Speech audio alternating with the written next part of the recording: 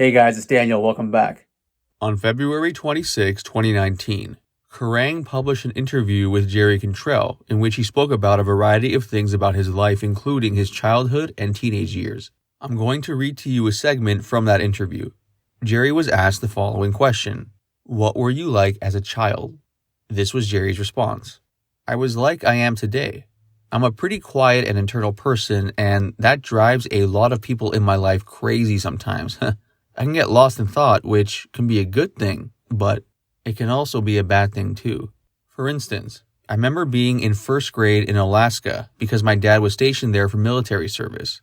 I got so engrossed in what I was reading that I literally didn't hear the teacher call the rest of the class over to the other side of the room to do an activity.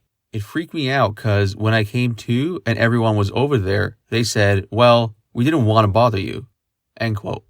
Jerry was then asked the following question: "Did you grow up around music?"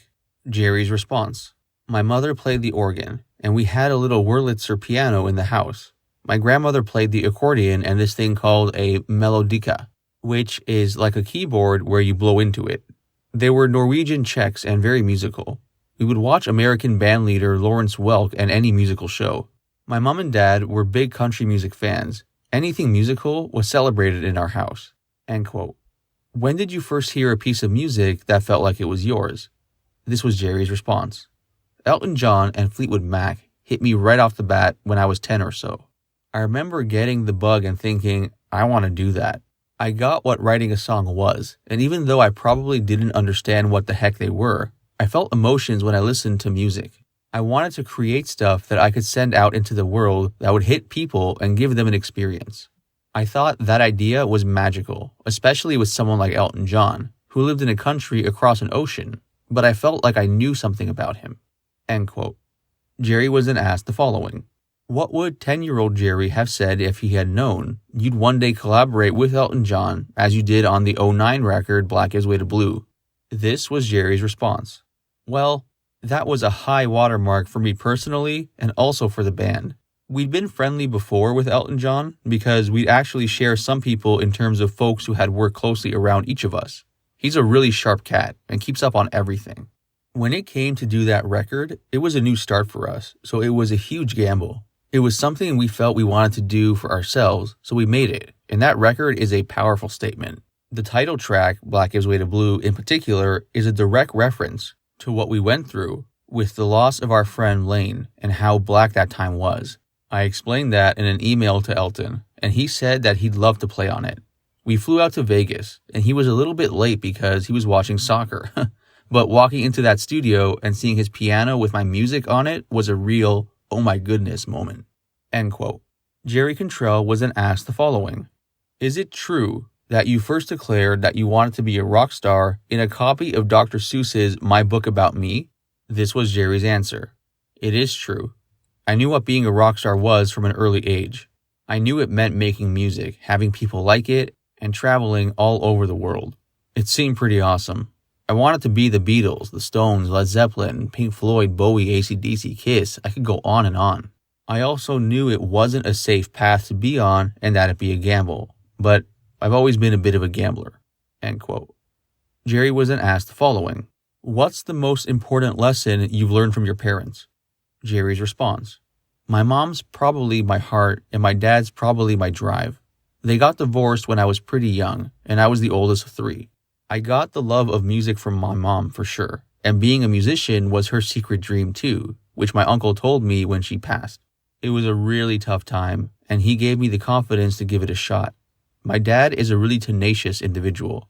He's got drive, and he's also stubborn as heck, so nothing will knock him off his path.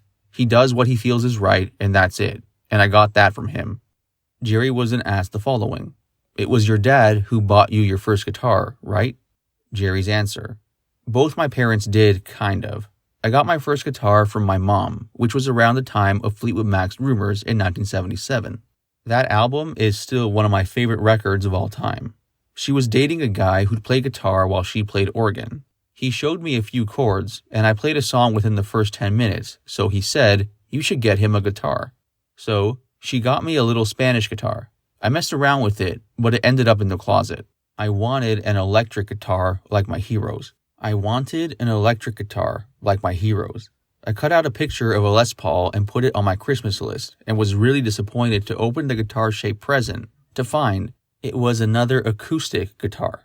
I was totally a crappy kid when I opened it, and my dad said, "If you learn to play that, I'll get you a Les Paul." I only really got the bug when I got an electric guitar. End quote. Jerry was then asked the following. When you caught the bug, what came next? Jerry's answer. My cousin Kyle was about a year younger than me, and he'd gone to this swap meet and got this stereo called Sound Design, which was a radio receiver with an 8-track cassette tape in the front and a turntable on top, 2 speakers, and on the back it had a guitar jack. There was a guitar that came with it too, which only had 2 turning pegs and 2 strings. He only spent about $5 on it, but he was mad at me for about a year because I didn't give it back. We laugh about it later. He'd say, "If I knew that was what you'd end up doing, I'd have just given it to you." End quote. Jerry was then asked the following.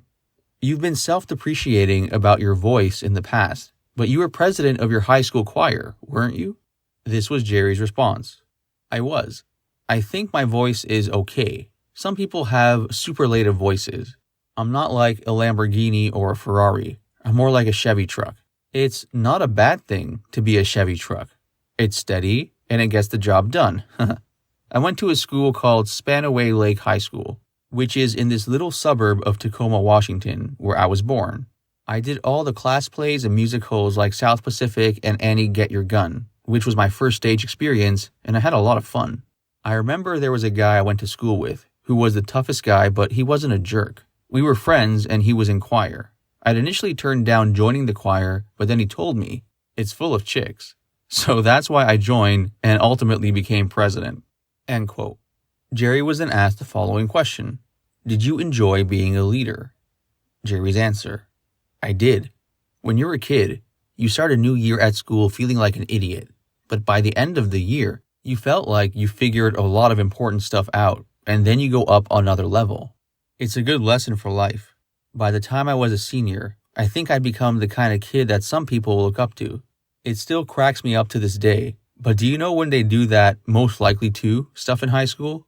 Mine was most likely to have his name up in lights. End quote. Jerry was then asked the following. When you were in Dallas, Texas in the mid-'80s, you crossed paths with the Abbott brothers when Pantera were just starting out. What were they like back then? Jerry's answer. They were exactly the same as they were the day they both died. So much fun. In Dallas, I'd hang out in clubs and watch shows, and I caught Pantera playing in this little bar. It was when they still had Terry Glaze singing with them, and they were so cool. I remember watching Dimebag play, and he was something else.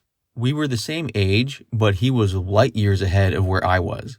After the show, I spoke to him, and we had an instant connection. This was 2 years before I'd even met my own band. It was cool, too, that Alice in Chains and Pantera hit it big around the same time.